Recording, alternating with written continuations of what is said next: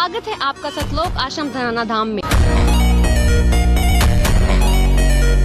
आइए आपको सब कुछ डिटेल में बताते हैं। यहाँ पर संत रामपाल जी महाराज के बोध दिवस पे महासमागम का आयोजन किया गया है। आने वाले श्रद्धालु के लिए बनाए गए हैं मीठे पकवान। ये देखिए यहाँ पर चल रहा है विशाल भंडारा। आने वाले श्रद्धालुओं को शुद्ध देसी घी का हलवा बांटा जाता है। ये देखिए यहाँ पर खूब सुंदर सी प्रदर्शनी लगाई गई है। प्रदर्शनी ऐसी जो आपने कभी न देखी हो।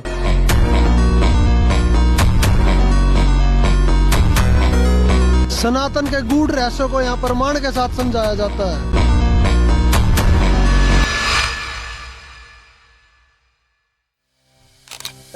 तो दोस्तों, जैसा कि इन दिनों हम देख पा रहे हैं कि हर बार संत रामपाल जी महाराज जी के समागम आ रहे हैं, तो इस बार एक बार फिर से समागम हुआ जिसका नाम है बोध दिवस। तो हमने सोचा एक बार हम विजिट करें, किस तरीके से इसका प्रचार प्रसार हो रहा है। जैसे कि हमें अपने देश ही नहीं बल्कि विदेशों में इसका प्रचार प्रसार जो है वो तेजी से दिख रहा है। तो अभी जो है ये जो आध्यात्मिक प्रदर्शनी लगी हुई है, प्रदर्शनी का मतलब क्या है, जो बोध दिवस है उसको एक थीम के थ्रू क्या प्रदर्शन किया गया है, तो हम क्या इसके अंदर देखेंगे। तो बाकी हमारे साथ यहाँ के जो संत रामपाल जी महाराज जी के फॉलोवर्स हैं, उनके ऑडियंस है, एक सेवादार है, वो ही हमें इन चीज़ों के बारे में एक्सप्लेन करेंगे, सारी चीज़ें बताएंगे कि आखिर ये बोध दिवस क्या है। तो अभी हम इनसे मिलते हैं। नमस्कार भाई साहब। नमस्कार जी। आपका नाम क्या है? मिथिलेश दास। मिथिलेश, इनका नाम है मिथिलेश दास जी, जो संत रामपाल जी महाराज जी से जुड़े हुए हैं और संत सतलोक आश्रम की जो मैनेजमेंट के सदस्य हैं और ये सेवादार हैं। तो ये प्रॉपरली हमें बताएंगे कि जो ये प्रदर्शनी है और ये बोध दिवस है, ये क्या है और ये क्यों मनाया जा रहा है। आज ये बोध दिवस संत रामपाल जी महाराज का मनाया जा रहा है। बोध दिवस आज ही के दिन संत रामपाल जी महाराज को स्वामी रामदेवानंद जी से महाराज से नाम दीक्षा प्राप्त हुआ था। नाम दीक्षा प्राप्त हुआ था, इसलिए इसको बोध दिवस कहते हैं। तो मिथिलेश जी का कहने का मतलब ये है कि ये जो बोध दिवस का क्या मोटिव है। बोध दिवस का ये मोटिव है कि संत रामपाल जी महाराज जी का आध्यात्मिक जन्म हुआ था, यानी कि उन्होंने आध्यात्मिकता की ओर एक कदम रखा था। बाकी हम ये जो प्रदर्शनी है इसके बारे में चर्चा करेंगे। तो मिथिलेश जी, ये प्रदर्शनी का क्या मतलब है, क्या थोड़ा बताओगे आप हमें? जी, ये प्रदर्शनी इसलिए लगाई जाती है, जो जगत के लोग आते हैं, जो नाम नहीं ले रखे हैं और जो किसी गुरु की शरण में भी नहीं है, ये प्रदर्शनी लोगों को समझाने के लिए सिर्फ लगाई गई है। ओके, तो इसमें इनका क्या मतलब है? इसमें जो थीम बनी हुई है अलग अलग, तो वो थीम हमें ये दिखाएंगे और एक एक चीजें जो संत रामपाल जी महाराज की जो जर्नी है आध्यात्मिक बोध के अंदर, आध्यात्मिक धर्म के अंदर, वो एक एक चीज एक्सप्लेन करेंगे। तो चलो चलते हैं हम आध्यात्मिक प्रदर्शनी के अंदर।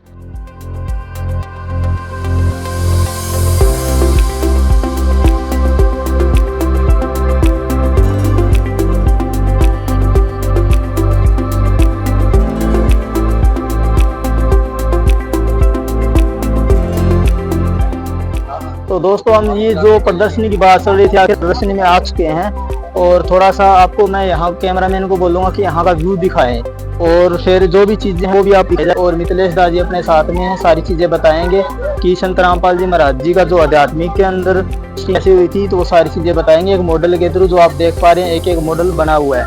तो मिथिलेश जी, आप जो ये मॉडल बना हुआ है, तो यहाँ से आप स्टार्ट करके हमें एंड तक एक एक चीज़ें बताएं। जी, मॉडल इसलिए बनाया गया है कि संत रामपाल जी महाराज के बोध दिवस के उपलक्ष्य में बनाया गया है। रामपाल जी महाराज जी ने जो आध्यात्मिक बोध हुआ था, तो आप इस मॉडल के अंदर देख सकते हो कि जिस तरीके से रामदेवानंद जी के जो संत रामपाल जी महाराज जी के गुरु हैं वो बैठे हुए हैं, एक साइड में संत रामपाल जी महाराज जी बैठे हुए हैं। स्वामी रामदेवानंद से आज संत रामपाल जी महाराज को नाम दीक्षा प्राप्त हुआ था। आज ही के दिन स्वामी रामदेवानंद जी संत रामपाल जी महाराज को नाम दीक्षा दिया था।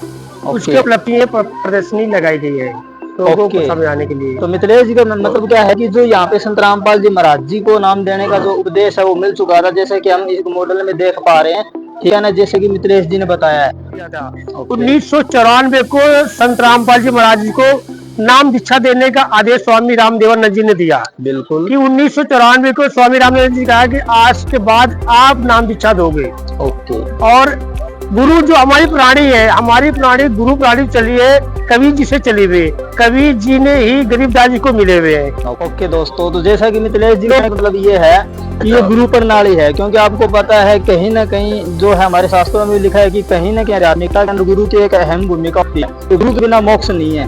तो ये जो संत रामपाल जी महाराज जी हैं, ये 11वें जो इन्होंने गद्दी संभाली है, तो कबीर साहिब जो आज से 650 साल समथिंग पहले आए थे, तो उन्होंने क्या है उनसे लेकर जो भी इनकी गुरु प्रणाली है वो इस तरीके से दी गई है, जैसा कि कैमरा मैन आपको दिखाएंगे।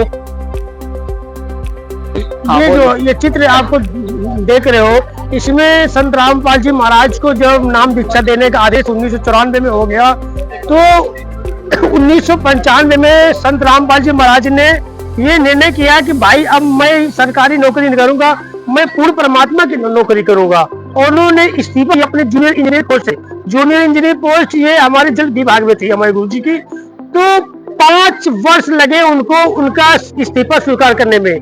16/5/2000 को गुरु जी का इस्तीफा को गवर्नमेंट ने स्वीकारा। ठीक है, ओके। तो मिथिलेश जी का कहने का मतलब ये है कि संत रामपाल जी महाराज जी का जब बोध हुआ, यानी कि बोध आध्यात्मिक जन्म हुआ, उन्होंने मतलब क्या आध्यात्मिकता के अंदर जैसे ही पैर रखा, तो उन्होंने पहले वो क्या है गवर्नमेंट जॉब में थे, जूनियर इंजीनियर की जॉब मतलब पोस्ट पे नौकरी करते थे, तो उन्होंने क्या उससे इस्तीफा दे दिया, क्योंकि वो आध्यात्मिकता के अंदर कदम रख चुके थे। ये 9 मार्च 1997 सुबह 10 बजे पूर्ण परमात्मा कबीर जो जिंदा महात्मा के रूप में संत रामपाल जी महाराज को मिले हुए थे। सुबह मुहूर्त के समय 10 बजे मिले हुए थे। तो पूर्ण परमात्मा ने संत रामपाल जी महाराज को सार नाम देने का आदेश दिया था। उसमें सार नाम का जिक्र कहीं नहीं था, क्योंकि सतनाम और फर्स्ट नाम जो हमारे गुरु जी हमारे देते हैं, ये तो हमारे कवि सागर के अंदर भी है, हमारी गीता में भी है, लेकिन सार नाम का बहुत गुण रास है।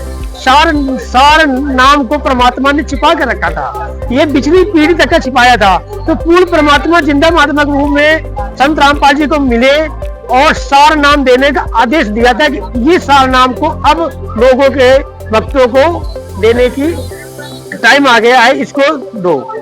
ओके, तो मिथिलेश जी का कहने का मतलब ये है कि 9 मार्च 1997 में संत कबीर साहिब जी, यानी कि परमात्मा कबीर साहिब जी जो हैं, इन्होंने संत रामपाल जी महाराज जी को दर्शन दिया और सारनाम देने का आदेश दिया। तो दोस्तों बहुत ही आगे की जो थीम है बहुत ही जबरदस्त होने वाली है, तो आपने क्या है अच्छे तरीके से इस वीडियो को लास्ट तक देखना है, जैसा कि मिथिलेश दास जी हमें गाइड कर पा रहे हैं, हमें समझा पा रहे हैं, वो हमें एक एक चीजें जो है वो अच्छे तरीके से बारीकी से बताएंगे। तो मिथिलेश जी आगे का जो भी प्रोजेक्ट है वो हमें अच्छे तरीके से धर्मदास जी मथुरा के अंदर अपनी भक्ति श्री कृष्ण की करते थे, तो ये धर्मदास जी को पूर्ण परमात्मा जिंदा महात्मा के रूप में मिले हुए थे। धर्मदास जी को प्रथम वार्ता मथुरा के अंदर हुई थी धर्मदास जी की, और वहाँ पे धर्मदास जी क्या करते थे, श्रीमद् भागवत गीता का पाठ करते थे। तो परमात्मा इनको जिंदा महात्मा के रूप में मिले थे और पूर्ण परमात्मा की महिमा बताया था, लेकिन धर्मदास जी ने उसको स्वीकारा नहीं था उस समय। धर्मदास जी अगले जो हमारा ये प्रदर्शनी दिखाई गई है, धर्मदास जी सुबह सुबह भोजन बनाया था, और भोजन जो जिस चूल्हे में बना रहे थे, वो जो लकड़ी लगा रहे थे चूल्हे के अंदर, तो उसमें खोखली लकड़ी थी जिसमें वो चींटियां अंदर घुसी हुई थी। तो धर्मदास जी जो अपना भोजन पका रहे थे, तो चींटियां अपने अंडे को लेकर बाहर निकल रही थी। धर्मदास जी थोड़ा अंधेरा हो गया था, धर्मदास को साफ दिख नहीं रहा था। जब धर्मदास जी का भोजन पक गया तो धर्मदास जी ने देखा कि चींटियां तो बहुत मर गई हैं और कुछ चींटियां अपने अंडों को लेकर बाहर निकल रही। धर्मदास जी को बहुत पश्चाताप हुआ, बहुत ज्यादा दुख हुआ था कि भाई ये भोजन मैं नहीं कर सकता हूँ, क्योंकि इसमें कई जीवों की हत्या हुई है। धर्मदास जी ये मानते हैं कि मैं जीव हत्या नहीं करता हूँ, मैं पाप नहीं करता हूँ। धर्मदास जी का ये मानना अपना था, लेकिन धर्मदास जी के मन में एक विचार आया था कि इस भोजन को मैं किसी संत को खिलाऊंगा जिससे हमारे पाप कम हो जाएंगे। ओके, तो मिथिलेश जी का कहने का मतलब ये है कि जब भी धर्मदास जी अपना खाना बना रहे थे, उस टाइम जो है कुछ चूल्हे के अंदर कुछ लकड़ियां पड़ी हुई थी, खोखली लकड़ियां थी, उनमें से क्या है कुछ चींटियां, यानी कि सैकड़ों हजारों में चींटियां जो है वो जल रही थी। तो उसके कारण क्या हुआ कि जो धर्मदास जी है उनको थोड़ा हर्ट हुआ। हर्ट होने की वजह से, क्योंकि वो बहुत ही पुण्यकर्मी आत्मा थे, वो कभी भी जीव हत्या पे विश्वास नहीं करते थे, यानी कि जीव हत्या नहीं करते थे। लेकिन जब ये चीज देखा तो उनसे रहा नहीं गया। वो बोले कि ये जो भोजन है मैं किसी संत को खिलाऊंगा ताकि मेरे जो पाप हैं वो कहीं ना कहीं कम हो जाएं। बाकी अगला जो भी प्रोजेक्ट है वो भी हम देखेंगे और हमें मिथिलेश जी सारी चीजें जो है स्टेप टू स्टेप बताएंगे। तो मिथिलेश जी आगे का जो भी स्टेप है वो हमें जी बताएं। सुबह धर्मदास जी महात्मा की तलाश में थे कि कोई महात्मा आवेगा, मैं उसको अपना ये भोजन खिला दूंगा।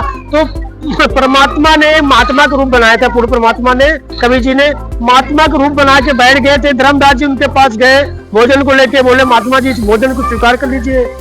परमात्मा ने जल का छींटा मारा, तो उस जल के छींटे जब जैसे परमात्मा ने मारा, उस भोजन से जिंदा चींटियां निकल के जाना शुरू हो गई। परमात्मा ने कहा कि आप मुझे ये भोजन खिलाओगे धर्मदास जी, पाप का भोजन, आप ऐसा भोजन खिलाओगे? तो धर्मदास जी को बहुत अफसोस हुआ, फिर परमात्मा अंतर ध्यान हो गए थे। ओके, तो जैसा कि आपने देखा पिछले जो भी अपनी पिछली थीम थी उसमें आपने क्या देखा कि धर्मदास जी जो खाना बना रहे थे उनमें चींटियां निकली थी, उनमें उसके बाद में धर्मदास जी ने क्या सोचा कि मैं जो ये खाना है वो किसी संत को खिलाऊं। तभी परमात्मा ने क्या एक संत का रूप बनाया और धर्मदास जी के पास में आए। जब धर्मदास जी ने उनको खाना खिलाना चाहा तो जो वो चींटियां थी उस खाने में निकल रही थी, तब कभी परमात्मा ने ये बोला कि आप मुझे ऐसा खाना खिला रहे हो जिसमें हजारों सैकड़ों जो चींटियां वो निकल रही है। ओके, बाकी आगे की जो भी थीम है वो भी हमें मिथिलेश जी बताएंगे। तो मिथिलेश जी आगे का क्या ये सीन है जो प्लीज हमें दिखाने की जिंदा महात्मा के रूप में प्रकट होकर दर्शन देते हुए जल के छींटे मारने से जो भोजन की थाली में से चींटियां जीवित हुई थी निकलते हुए देखकर शेर धर्मदास जी को बहुत दुख हुआ था, क्योंकि पुण्य प्राणी थे, उनको ज्ञान परमात्मा ने सुनाया। फिर धर्मदास जी से जब अंतर ध्यान हो गए तो धर्मदास जी को बहुत ज्यादा कष्ट हुआ था, दुख हुआ कि भाई हमसे अनमोल चीज छूट गई, हमने उसको मतलब परख नहीं पाया। तो दोस्तों अभी जो आगे की थीम है वो भी हम देख पा रहे हैं, जैसा कि ये अभी मिथिलेश जी अपने साथ में ये बताएंगे प्रॉपर तरीके से। तो मिथिलेश जी ये क्या सीन है? ये तीर्थ यात्रा से जब धर्मदास जी वापस अपने घर आ गए थे तो वहां जाके बहुत दुख प्रकट किया था। आमनी देवी ने उनसे पूछा था, उनकी पत्नी थी आमनी देवी, कि क्या हो गया सेठ जी, क्या है आप वापस क्यों आगे? बीच में ही आपने तीर्थ यात्रा के लिए गए थे। तो उन्होंने कहा कि भाई एक संत महात्मा मिले थे और वो पूर्ण परमात्मा थे, हमने उनकी बातों को स्वीकार नहीं किया और वो फिर हमसे अंतर ध्यान हो गए। तो आमनी ने ये पूछा था, सवाल किया था कि धर्मदास जी वो कुछ तो आपको बताओगे कि वो दोबारा कहाँ मिलते हैं, कैसे मिलेंगे? तो धर्मदास जी ने कहा कि उन्होंने ये कहा था कि जहाँ पे भंडारे होते हैं, जहाँ पुण्य आत्माएं भंडारे करती है, वह जरूर जाता हूँ। तो आमनी देवी और धर्मदास जी ने ये कहा कि भाई मैं अब भंडारा करूंगा, बहुत तो 3 दिन का भंडारा करूंगा, जिससे वो महात्मा भंडारे में तो आएगा ही, वो पूर्ण परमात्मा जो हमसे बिछड़ गया है। ओके, बहुत अच्छी तरीके से एक्सप्लेन करें, काफी कुछ समझने को भी मिल रहा है। बाकी जी आगे का जो भी सीन है वो भी हमें बताने की कोशिश करें, जिस तरीके से यहाँ पे ये थीम लगी हुई है। ये आमनी देवी जी के कहने पर 6 महीने के बाद परमात्मा जी से दोबारा मिलने के लिए साधु संतों को भंडारा जमाते हैं, आमनी देवी और धर्मदास जी। और दूर एक कदम के पेड़ था, उसमें पूर्ण परमात्मा बैठे हुए थे। और जब तीसरे दिन भंडारा समाप्त होने की टाइम आ गया तो धर्मदास जी को उस समय बहुत दुख हो रहा था कि वो पूर्ण परमात्मा, वो जिंदा महात्मा के रूप में हमें कहीं दिख नहीं रहा है और जिसकी मुझे तलाश है। तो भंडारा अंतिम टाइम चल रहा था भंडारे का, तो परमात्मा दूर से धर्मदास जी को दिखे, कदम के पेड़ के नीचे परमात्मा बैठे हुए थे। धर्मदास जी जाके कदम के वृक्ष के नीचे जो जिंदा महात्मा के रूप में परमात्मा बैठे थे, धर्मदास जी जाके चरणों में गिर गए कि हे परमात्मा, आप यहाँ बैठे हुए हो, आपकी तलाश में मैं बहुत परेशान, मैं रो रहा था, तो आप मुझे मिल गए। तो ये जो चित्र इसीलिए बनाया गया है कि लोगों को समझाने के लिए, जगत के लोग आते हैं तो उनको समझाने के लिए ये चित्र बनाया गया है। ओके, तो अब मिथिलेश जी का कहने का मतलब ये है कि 6 महीने बाद जैसे ही धर्मदास जी ने एक भंडारा किया, तो उस टाइम क्या है कि कबीर साहब जी पेड़ के नीचे बैठे हैं और वहाँ पे धर्मदास जी उनसे वार्तालाप करते हैं। आज उस धर्मदास जी ने यह प्रार्थना किया था कि माता जी हमारे घर चलिए, और उन्होंने प्रार्थना करके अपने घर लाए थे और आध्यात्मिक ज्ञान की चर्चा किया था, आध्यात्मिक ज्ञान को समझा था। पूर्ण परमात्मा कबीर जी जिंदा महात्मा के रूप में आमनी देवी और धर्मदास जी को पूर्ण ज्ञान दिया था। तो उन्होंने जैसे आध्यात्मिक ज्ञान लिया तो उन्होंने क्या है, कबीर साहब जी जो संत मतलब रूप में आए हुए थे उनसे उन्होंने प्रार्थना करी अपने घर जाने के लिए। ठीक है, तो बाकी आगे की जो भी थीम है वो हमें मिथिलेश जी बताएंगे। मिथिलेश जी आगे का जो ये आध्यात्मिक ज्ञान जब धर्मदास जी को हो गया था तो उन्होंने परमात्मा से प्रार्थना किया कि हम सतलोक देखना चाहेंगे। तो पूर्ण परमात्मा जिंदा महात्मा के रूप में जो आए थे, धर्मदास जी को सतलोक लेके ऊपर गए थे। और सतलोक ले जाने के ये चित्र है कि सतलोक में सतपुरुष के रूप में पूर्ण परमात्मा पहले से सिंहासन पर बैठे हुए वो राजा के समान दिख रहे थे। तो धर्मदास जिंदा महात्मा के रूप में यहाँ से जो गए नीचे से पृथ्वीलोक से, तो धर्मदास जी के मन में ये हो रहा था कि ये पूर्ण परमात्मा है, ये उनका कोई एजेंट है, उनका कोई शिष्य है जो हमें यहाँ लेके आया हुआ है। ये उनके मन में एक विचार आ रहा था। ओके, तो मिथिलेश दोस्तों, मिथिलेश जी का कहने का मतलब क्या है कि यहाँ पे जो है धर्मदास जी ने प्रार्थना करी, जो संत मतलब परमात्मा जो संत रूप में तो उनसे प्रार्थना करी कि मुझे जो आप सतलोक की अक्सर बात करते रहते हो, सतलोक ये है वो है, तो मुझे वो सतलोक दिखाओ आप। तो जब मतलब साधु के रूप में जो कबीर साहब आए थे, उनकी प्रार्थना करने पे क्या है उनको सतलोक लेके गए। और जब सतलोक लेके जैसे ही गए तो उस टाइम उन्होंने देखा, धर्मदास जी ने क्या देखा कि एक साइड में तो जो साधु थे वो साइड में खड़े थे और पूर्ण परमात्मा कबीर साहब जो है वो सिंहासन पे बैठे हुए थे। तभी धर्मदास जी के दिमाग में एक विचार आया कि ये जो परमात्मा तो अलग है और ये जो संत है ये पूर्ण परमात्मा नहीं है, ये तो एक संत है। वो अपने आप को क्या है मतलब क्या है, धर्मदास जी क्या है संत परमात्मा संत को परमात्मा नहीं समझ पा रहे थे। बाकी आगे की जो भी ये थीम है वो भी हम देख पा रहे हैं, वो भी हमें दिखाएंगे।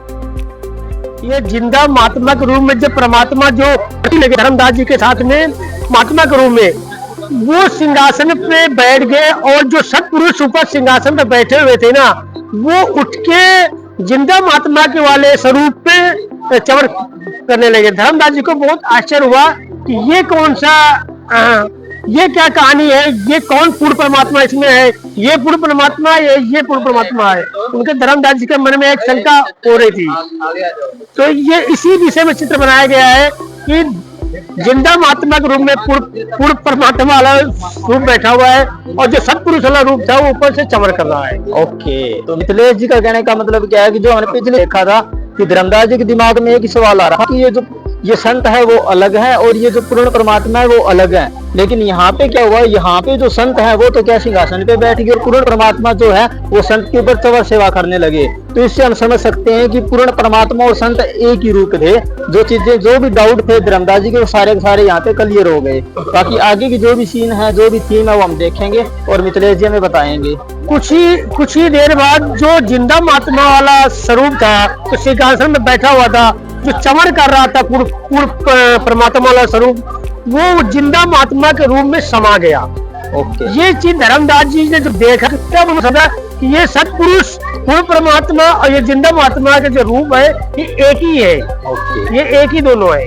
ओके दोस्तों, तो मिथिलेश कहने का मतलब क्या है कि हमने पीछे की थीम में देखा था कि जो संत थे वो जाके सिंह पे बैठ गए और पूर्ण परमात्मा उनको समर सेवा करने लगे। तो यहाँ पे हम क्या देख पा रहे हैं, इस थीम में हम देख पा रहे हैं कि पूर्ण परमात्मा जो पूर्ण परमात्मा है वो संत जी के अंदर समा गए हैं। यानी कि यहाँ पे सिद्ध होता है, यहाँ पे धर्मदास जी को एक चीज क्लियर प्रॉपर तरीके से होगी कि संत ही पूर्ण परमात्मा है और पूर्ण परमात्मा ही संत है।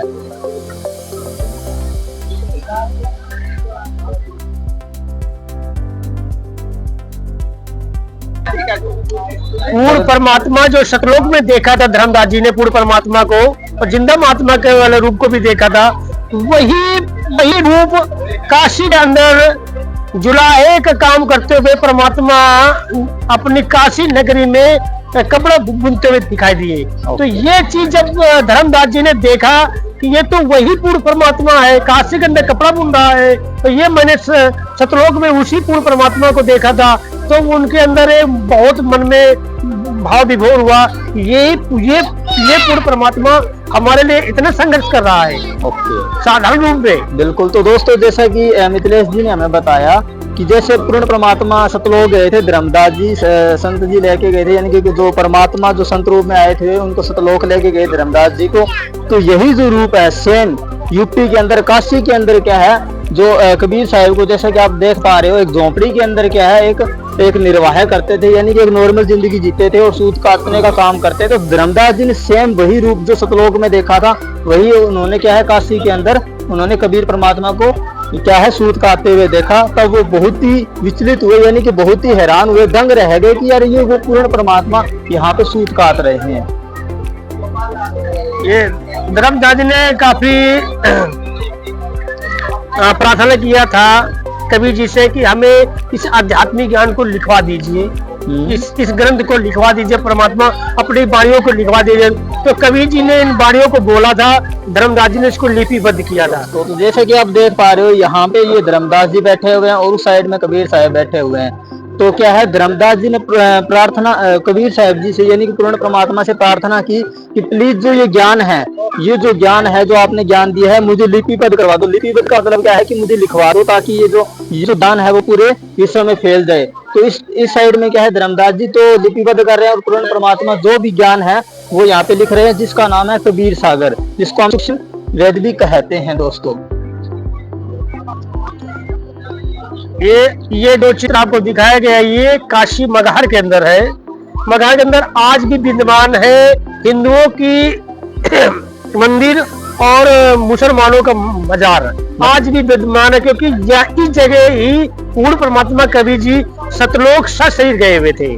तो इसलिए हिंदुओं के राजा और मुसलमानों के राजाओं ने मिलके इस दोनों मंदिरों का निर्माण किया था, मजार और मंदिर का। तो दोस्तों जैसा कि आप ये थीम देख पा रहे हो, काफी आश्चर्य करने वाली थीम है, क्योंकि यहाँ पे एकमात्र हमें दो चीजें एक साथ में देखने मिल रही है। यानी कि धर्म जो है ना, वो आप देख लेना, धर्म हमेशा इंसान को जोड़ता है ना कि तोड़ता है। लेकिन आज की सच्चाई है, धर्म के नाम पे लोगों को तोड़ा जा रहा है, मरोड़ा जा रहा है। लेकिन यहाँ पे आप देखोगे, यहाँ पे इस साइड में तो क्या है, हिंदुओं का मंदिर है, इस साइड में क्या है, मुसलमानों की मजार है, जिसको बोलते हैं मस्जिद। ठीक है ना। तो ये क्यों बनी हुई है, ये इसलिए बनी हुई थी आज से 650 साल पहले जब कबीर साहब जी सशरीर यहाँ से गए थे, यानी कि उनकी मृत्यु नहीं हुई, तो यहाँ पे उनके फूल बचे हुए थे। तो यहाँ पे क्या उस टाइम क्या है, आज से 650 साल पहले हिंदू मुस्लिम भाई एक ही थे। तो उस टाइम उन्होंने क्या है, मिलजुल के एक साइड में उन्होंने मस्जिद बना दी, एक साइड में क्या है अपना मंदिर बना दिया। तो ये आप देख सकते हो। बाकी आगे की जो भी चीजें हैं वो भी आपको एक थीम के थ्रू सारी चीजें दिखाई जाएगी दोस्तों। और हमारे साथ जी मिथिलेश जी बने हुए हैं। तो मिथिलेश जी ये क्या है? ये संत रामपाल जी महाराज को जब नाम दीक्षा देने का आदेश प्राप्त हो गया था, तो संत रामपाल जी सिंपल तरीके से नाम चाहते थे, गाँव में लोग इकट्ठा करके ज्ञान समझाते थे और उनको सतभक्ति का मंत्र देते थे। तो यहाँ से हमारे गुरु जी का स्टार्ट हुआ था। वो बहुत साधारण तरीके से मुट्ठी भर लोग जुड़े थे संत रामपाल जी महाराज से। आज करोड़ों में हमारी अनुयायी है संत रामपाल जी महाराज के, हमारे भगत भाई हो गए हैं करोड़ों में। यहाँ तक का कि हमारा इंडिया के अंदर कम से कम 500 प्लस नामदान केंद्र है और विदेशों में भी हमारे नामदान केंद्र बने हुए हैं। तो इसमें आप देख पा रहे हो कि संत रामपाल जी महाराज सिंपल वेशभूषा में बैठे हुए हैं और वो क्या है, अपने जो भी उनके अनुयायी हैं, जो भी फॉलोअर्स, उनको नाम दीक्षा दे रहे हैं। और दूसरी बात, आज भी आप देखोगे संत रामपाल जी महाराज को ना भी किसी प्रकार का कोई आडंबर नहीं करते, सिंपल तरीके से रह रहे हैं। आज उनके 500 से भी ज्यादा नामदान केंद्र बन चुके हैं। और हम आश्रमों की बात करें, भी ज्यादा सतलोक आश्रम बन चुके हैं। जैसा कि आप यहाँ पे देख पा रहे हो, हर आश्रम में ऐसी प्रदर्शनी मिलेगी और हर आश्रम में तीन दिन तक का नॉन स्टॉप भंडारा चलता है, जहाँ पे देसी घी के लड्डू बनते हैं। ये सर्व ब्रह्मांडों के रचयिता कबीर परमेश्वर का ये ब्रह्मांड है, इसमें पूर्ण परमात्मा रहते हैं सतपुरुष के रूप में। ओके दोस्तों, जैसा कि इन्होंने क्या बताया है, ये जो बना हुआ है इसके अंदर भी आपको लेके जाएंगे। तो इसमें क्या सर्व ब्रह्मांडों के रचयिता कबीर परमेश्वर जी, उनमें क्या सर्व ब्रह्मांड बने हुए हैं। बहुत ही रोचक, बहुत ही अंदर जबरदस्त सीन है। अंदर की जो भी सीन है वो बहुत ही जबरदस्त है, जैसा कि हमें ये कैमरा में दिखाएंगे।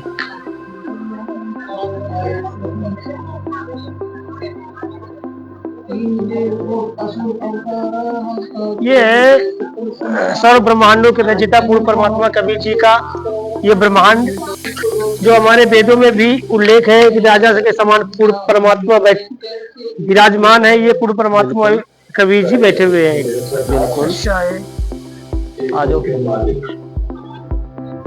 ये सर्व ब्रह्मांड है जो आप देख रहे हो, इसके अंदर